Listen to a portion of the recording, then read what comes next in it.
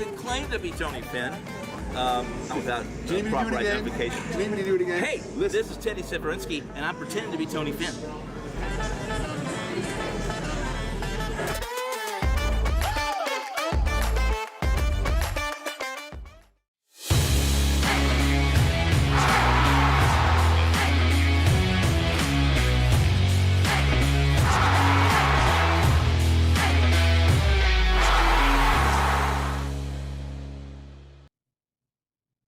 It is time for today's big game breakdown. And listen, I know that we're having some technical difficulties on YouTube right now. The show is still live. The show is still being recorded. And of course, if you happen to miss it because they're having YouTube issues, just download the WagerTalk TV app. Free, brand new, and it's freaking good. So you can get it right now at all app stores. So WagerTalk TV, look for it today. Let's talk big game breakdown with the biggest game in MLB, the biggest series in MLB, perhaps all season, the Dodgers and the Padres. The hype is there. Let's get the handicap to go with the hype. On yesterday's show, you heard me talk about it with Tony Mejia. I said I leaned under for the Braves-Mets, but, the starting pitching matchup was there. But I respected those two lineups too much, and I'm not going to play unders between two hot-hitting, excellent offensive teams. What happened? That game flew over early. That holds for this game, too. Juan Soto was right. The Padres lineup is scary as hell. All right. The Dodgers are a threat to score 9 over the total in any game by themselves.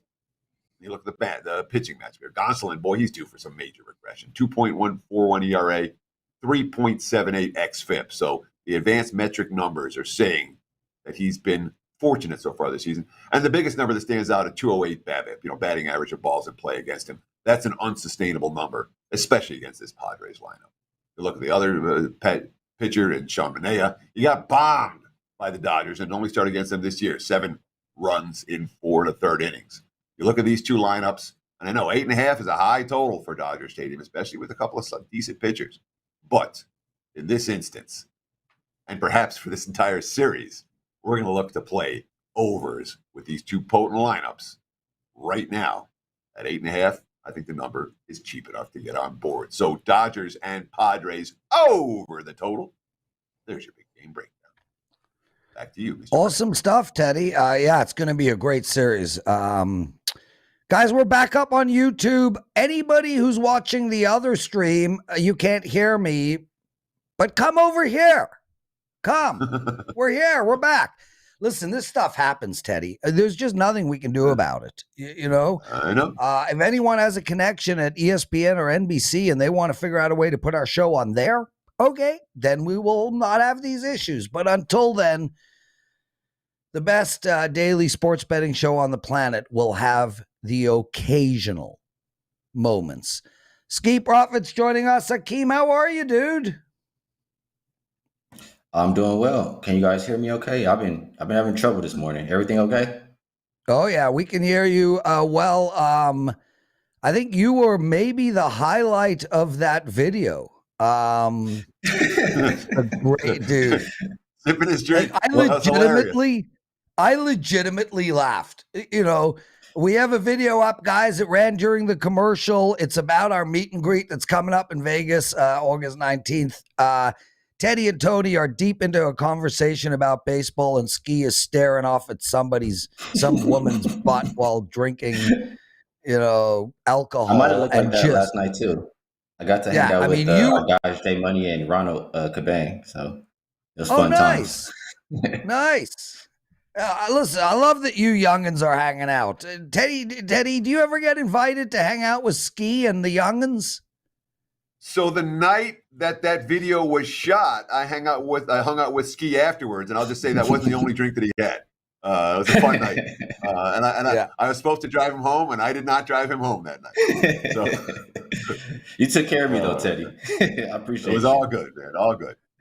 There you go. So occasionally, the answer is, look, I'm an old guy. I don't do much after 11 o'clock at night anymore, dude. Yeah, very occasionally. Yeah. Well. I did that night. There you go. Skee, loved that video. Let's get into it, brother. We got the New York Mets tonight playing Atlanta. I lost for my clients last night. I had Atlanta. We got Walker versus Anderson, minus 137, a total of 8.5. What should we do in this game? I hate to do this, Prez, and you really just introduced the game, but I have to say a little something about Teddy's big game breakdown, if that's all right. I gotta hope play you Teddy. tell him how dumb he is. No. You know how Teddy comes back at us and asks us about the plays that we're taking. So the full game over. I understand why you like that play, but the only question I have is, and honestly, Gonsolin has been regressing. His past 17 innings, he's given up 15 runs. So the question is, why do we want the full game over if we think, both bullpens have been pretty solid the last 2 weeks? ERA 2.59 for Dodgers, 3.54 for San Diego. Why don't we just fade both starting pitchers here and back the potent lineups? Because, like we said, Gonsolin has been regressing. He's been giving it up. Manea, his last 3 starts, 15 innings, 5.28 ERA. And both teams, you have Dodgers, 5th weighted runs created plus versus lefties last 2 weeks, and Padres 4th. So I think we just attacked the starting pitchers with the number at 4.5. Is there any reason why you just prefer the full game? So, first of all, I agree 100% conceptually with taking a first 5 in a full game. A lot of times when I'm doing big game breakdowns, in terms of taking your bet on the game and diversifying it in different ways, people do that in their own style. So I'm saying I like this game over the total. You want to bet first 5 over? Not going to talk you out of that. You want to bet Dodgers team total over? Not going to talk you out of that. You want to bet Padres team total over? Not going to talk you out of that either. So I agree 100%. First 5 over? Absolutely. When you diversify your portfolio, with games pointed in the same direction, you allow yourself, if something goes wrong one way or the other, to still come out ahead or with a modest profit or a modest loss for the night. So, yeah, I'm with you. Love it. Yeah, my takeaway from that segment right there was that we should bring Skee on every day after Teddy's big Teddy game breakdown. He just comes on for Teddy's big game breakdown and leaves. Skee, Mets game. What do you got? Well, this game, I'm looking at the Mets in the first 5 innings. They're the number 1 first 5 team, especially at the house. I believe their record is 37-11. And they should be 7-1-3 their last 11. You have Taijuan Walker against Ian Anderson. In general, Taijuan Walker's last 9 starts have been really good. I think he hasn't lost the first 5 in any of them. His last 3 starts, because that's really how I cap. I have 17 innings pitched, 3.57 ERA. For Anderson, his is north of 5 and 14 innings pitched. So I just have a lot of confidence in the starting pitcher for the Mets. I really don't like the guy for the Braves. And I'm just going to keep backing Taijuan Walker at the house. 1.93 ERA compared to 3.38 at home. His 7 home starts, I think I have him as 4-1-2, or his last 7 straight up. So you're getting a minus 135 to back the best first 5 team at the house with the better starting pitcher here. In the bats, last 2 weeks for the Mets, 2nd weighted runs created plus versus right-handed pitching, and Atlanta's 19th. So better starting pitcher, better bats, best first 5 team in all of baseball. I have to take it at minus 135. So I don't disagree conceptually, but I got to ask you, when you talk about Ian Anderson, Anderson's been great. He's just had a handful of really bad starts. You look at July. He went 4-1 in his 5 starts. He allowed 0, 1, 2, 1, and 7. So he got bombed in the 1 outing. And you go back for the whole season, it's kind of like that. He's been really good with the occasional nightmarish outing. First, let me ask you this. Are the Braves live in this division? Are the Mets going to win this division? Who's going to win the NL East? And second, when you look at Anderson, do you worry about that type of a dichotomy where he's been real good and then once in a while he gets bombed, as opposed to a guy who's just not that good?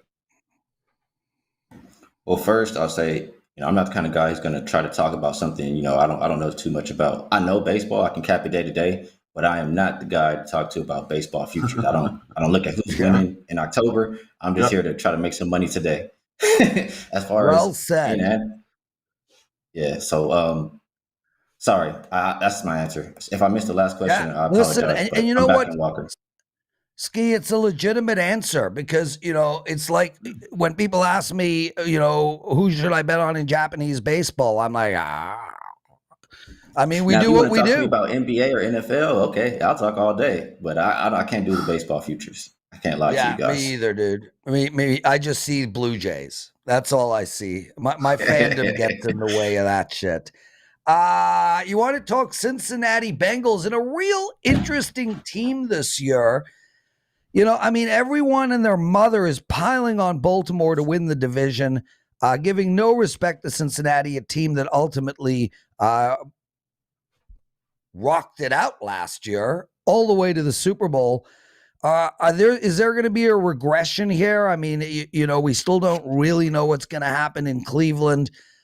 Pittsburgh's clearly not the team that it was of late. What are we doing with the Bengals? I think there'll be a target on the Bengals' back, a lot more attention being paid to them. And really, the play that I'm making is, just year after year, we see the Super Bowl losers, like you said, have a bit of a drop off. So 9 of the last 10 Super Bowl losers have at least one win less than the year before, and the drop off is an average of 3 games. So Bengals won 10 games last year. The win total for this year is 9.5. I got it at even money. I'm just going to keep backing this trend. The only team to bucket was the Patriots, and we all know why they did it, because they had, the GOAT, Tom Brady, and all that good stuff. So Bengals win total under 9.5 at even money was the only win total I've bet so far in the NFL season. Yeah, and certainly there's plenty of sharp money that agrees with you, Skee, when it comes to the Cincinnati Bengals. The wise guys that I talk to are looking at Cincinnati as a team primed to regress. And yet I look at that roster and I look at the quotes. And Joe Burrow said it the other day. He said, we're better than we were last year. This is a team that kind of played mediocre football with the first half of the season and came on like a freight train down the stretch. I'm not worried about what their full season numbers are going to say, because they were way better in the second half of the year than they were early. Are you worried that the offensive line being fixed and some of the other, the experience level that the young guys have, that these type of factors are going to lead the Bengals to another solid season? Or, hey, if they go 9-8, you still cash your ticket. You're not all that worried about it. You just don't think they're a 10-win team. Skee Profit. Skee is completely frozen. And Teddy, I'd like to talk to that. I think your take is really good. I'm hesitant to bet that under the Cincinnati Bengals under. I think we've got a team that is stronger than it was last year in a division that is weaker than it was last year. I think we have a quarterback that is coming in with an incredible amount of confidence. And I think Joe Burrow's a winner, a guy that just really just won't stand for losing emotionally. If I don't see myself getting into the window on that, on the over or the under, but if a gun was held to my head, 10-7, 11-6 seems like a reasonable number to me for Cincinnati. And it's really going to depend on what happens inside of their division. There are 4 wins right in front of them with Cleveland and Pittsburgh. And then how ultimately good is this Baltimore Ravens team going to be? Well, let's not. The one thing I don't want to do is sell Cleveland or Pittsburgh short. All right. The Browns made the move for Deshaun Watson because they thought they had a Super Bowl contending roster. And even without Watson in the lineup for potentially more than 6 games, we don't know when it's going to be. But Cleveland, this is not a bottom feeder when you look at the Browns. Not even maybe. And it's a similar story when you talk about the Steelers. Look, Mike Tomlin's never had a losing season. I know Pittsburgh on paper sure looks like they might have the first losing season in the Mike Tomlin era. At the same time, that defense is good enough to win some games. Yeah. The Steelers are not bottom feeders, and Baltimore is a team that's been really hot in the marketplace. Lots of sharp money for the over. So, it's not like there's anyone else in this division that I'm excited about fading right off the bat. Really isn't. We got Skee back? Yeah, Skee back. Skee, long story short, no, he's gone. We don't have Skee back. Andy freaking Lang, baby! My man, looking good, svelte as can be. Got a bag of cucumbers there? I do not have a bag of cucumbers. Boy, I tell you what, rough day. The gambling gods cut Veno in the middle of the YouTube stream, cut Skee Profit. Who knows what they have in store for me? This is going to be awesome. Yeah. I feel like we're on HBO Max or something, just cutting content left and right. Andy, I'm doing the intermittent fasting, 2 to 10. Nice. I'm 3 to 10. Yeah, I'm actually trying to get 10 down to 8. So ideally, I want to do 2 to 8. It's easy, man. There's nothing to it. You're right. It really isn't that, and it's free. I think that's the Yeah. best part. it's free. Yeah. Intermittent fasting for entertainment. It's free. Yeah, exactly. But it You is guys easy. know how to have a good time. There really is nothing to it. Andy, Some let's of get us into struggle, it, man. Teddy. Brian Battle and Josh Quinlan. You want to discuss these two guys? Yeah. So these two guys, I have them parlayed together for tomorrow night's UFC card. Josh, I believe he pronounces his name Kinlan. But he's an interesting story. He's 5-0 in professional fights, and he was on Dana White Contender Series, and he gets the knockout early in the first round, gets a UFC contract, but unfortunately tests positive for a banned substance. So he gets suspended 9 months, and that fight gets ruled a no contest.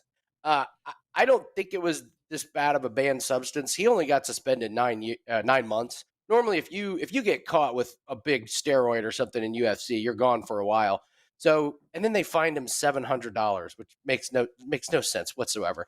But this guy, he's an animal. All 5 of his pro fights, he's finished with either knockouts or submissions. And he's fighting a guy, Jason Witt. Jason Witt, he likes to push forward and he likes to try and wrestle.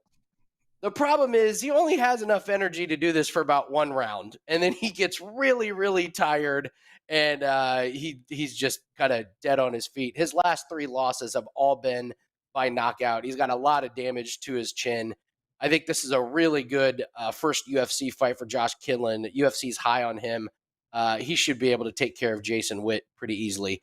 And then Brian Battle is a fighter who I really like. I think we're going to be able to cash multiple times on this guy over the next year or so. So Brian Battle, so his story is he wins the Ultimate Fighter, but in the main event, the guy he was supposed to fight hurt his knee and couldn't make it into that event. So he fought somebody else. He wins. They get into the UFC, and the guy he was supposed to fight starts telling Brian Battle, "You're not the real champion of the Ultimate Fighter." So they make a matchup between Brian Battle and this guy who's calling him out. Brian Battle goes into that match as an underdog.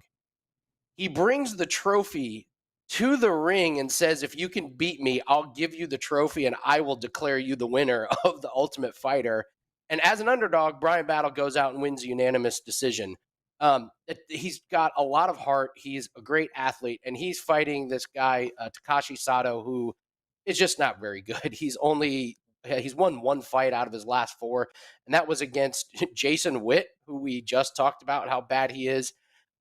Sato he's been dominated those last couple fights. He just got crushed by a guy who hasn't fought in a couple years. He's vulnerable to takedowns, and that is Brian Battle's game. Brian Battle's got a gas tank for days. He's going to look to grapple. He's going to look to take it down. Sato doesn't have any offensive weapons for Battle. So if you parlay Josh Kinlan and Brian Battle to both win, you get a really nice parlay piece for UFC tomorrow. So we don't call this Sports Central for gamblers for no reason. We've talked a little MLB on today's show. We've talked a little NFL on today's show. We've talked a little UFC on today's show. When did we call Let's it talk that? some NASCAR. Daniel Suarez in the top 10. Why do we like him or why don't we like him this weekend? We love him. He is coming on strong at the exact perfect time in NASCAR. And first off, you have to understand he's on a really good team, Trackhouse Racing. This is their first year in NASCAR, but they bought the previous Chip Ganassi team. So they came into this year with all the equipment intact, all the crews intact, and they have built a powerhouse. So his team is really good, and he's teamed up with Ross Chastain. These two have won 3 races this year, and Suarez has been having an under-the-radar type of year. And the race track that they are on this week is Michigan. This is a huge oval, big bank turns. It's a lot of horsepower. Just pedal to the metal, throttle down, and go. And that's what they're really, really good at. The last big track that they raced at in NASCAR was a couple weeks ago. That was Pocono. Suarez finished 3rd. His teammate was in the lead before he got into a controversial accident. with just a few laps to go. So with like 5 laps to go, this team was running first and third at this big track. Daniel Suarez was 9th at New Hampshire. That's another oval. He was 6th at Atlanta. That's another big oval where they go really fast. He's been peaking at the right time, and his team is peaking. They have been nailing their setups on their cars before race, and their strategy is good in the race. And he's just criminally underpriced. You can get him at minus 110. I even found a book you can get him at plus 120 to finish inside the top 10. I'm looking at Daniel Suarez to keep cashing. He's been a real diamond in the rough. He's off of people's radars. So take Daniel Suarez to finish top 10. Awesome stuff. Andy Lang, everybody. Exclusive handicapper at WagerTalk.com. And Andy, did you know we called the show the Sports Central for gamblers? No, I didn't. That's new to me. I just come on here and hand out winners. From now on, that'll be our slogan. We are not the best daily sports betting show on the planet. We are now Sports Central for gamblers, everybody. We need some music. Blah, blah, blah, blah, blah, blah. Okay.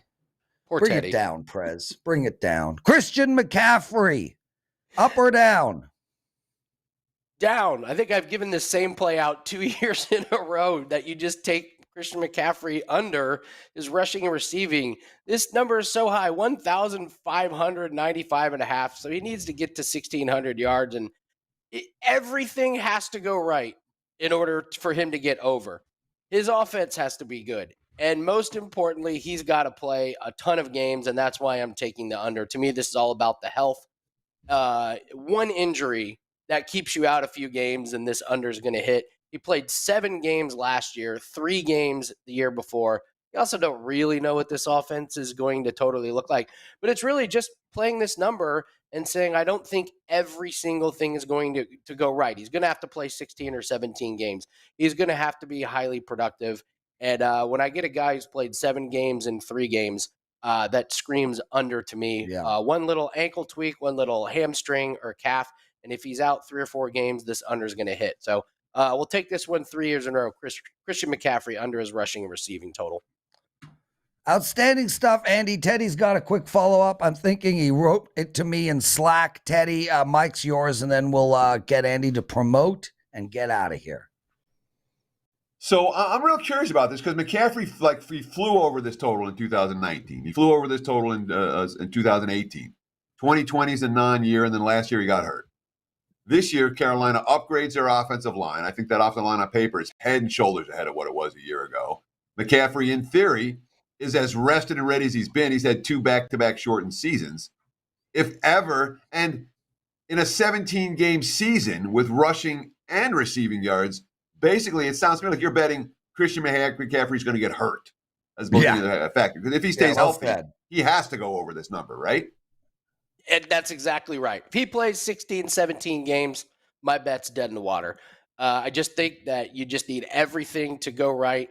And one little injury. If he plays 13 games, I would be surprised if he goes over. But if he has any of these more nicks and dings and everything. So, yes, it is kind of a bet that a guy that's played 7 games and 3 games the last 2 years just isn't quite going to be healthy. So it's a little roll of the dice, but I like taking unders on these really, really big individual player totals. Andy Lang, I pay attention to backgrounds. It looks to me like you have different pictures on your wall to the last time we saw you. Nope, those are the same. That Formula One on your right shoulder, you've had that there all the time? Been there for months. Yeah, we even talked about it. My dad gave that to me. The ticket is in the bottom there from the race he went to in the 70s. So. Oh yes, your dad gave it to you. We spoke about it. Well, look, man, what can I tell you? I'm my autographed Miranda Maverick poster. By the way, Teddy will be doing autographs in an elevator, 4 p.m. at Westgate. He's got 8.5 by 11, so you can get one of his up on your wall as well. I'm feeling like Teddy's so unimpressed with me. Teddy? Is it time for the daily presidential address yet? Nope. It's time for Andy Lang to promote. Andy? Thank you, Prez. Yes. Yeah, I want to get people a 30-day pass, and we're going to do that with the promo code WIN150, WIN150. It gets you $150 off a 30-day pass. We've just been running well across, most of the sports. Golf, we have 9 straight winning weeks in a row in golf. We're on an 8-0 UFC run, and we got a 5% UFC play that is up for tomorrow, and we've got a 5% NFL Week 1 play that is up. So just wanted to promo to get 30 days so you guys can see what we can do across all sports. 18-5 soccer run. So we just dabble in a little bit of everything. We're doing well. Number 1 since March 1st with units 1. So go grab that. It's at WagerTalk. Promo code WIN150. Andy Lang, everyone. Andy, awesome stuff. Get out of here, brother. Teddy covers. It is now time for the daily presidential address.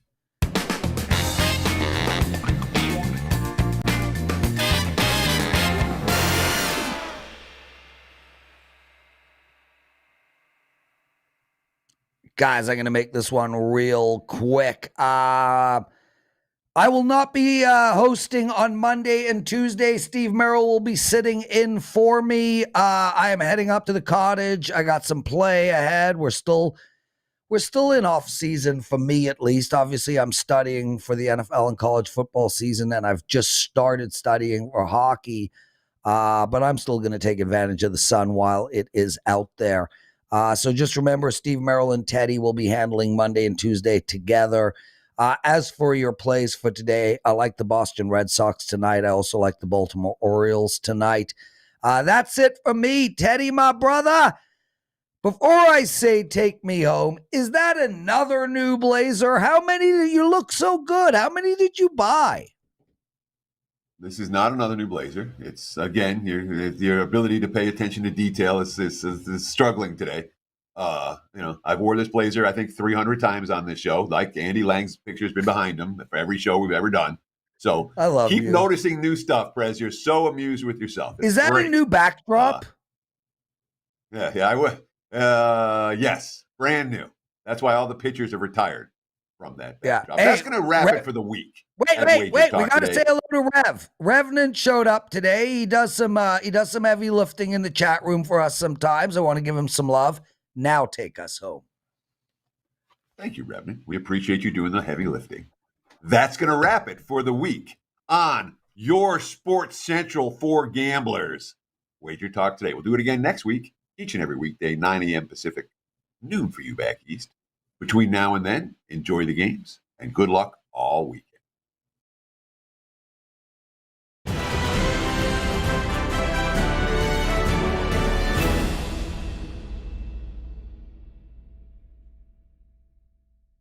Did you know that from 2017 to 2020, WagerTalk charged $795 for a season of either college football or NFL?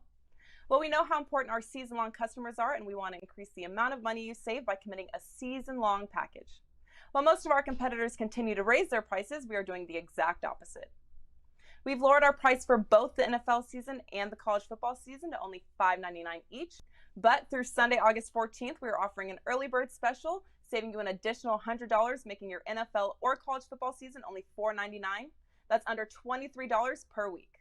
Make sure to take advantage of the early bird prices before midnight, Sunday, August 14th, as they will return to the still low price of $5.99 per sport per season. You know the NFL preseason is already underway, and the college football season kicks off Saturday, August 27th. There is no coupon needed and no limit to the number of packages you can buy. Just head to your favorite handicappers page and take advantage today.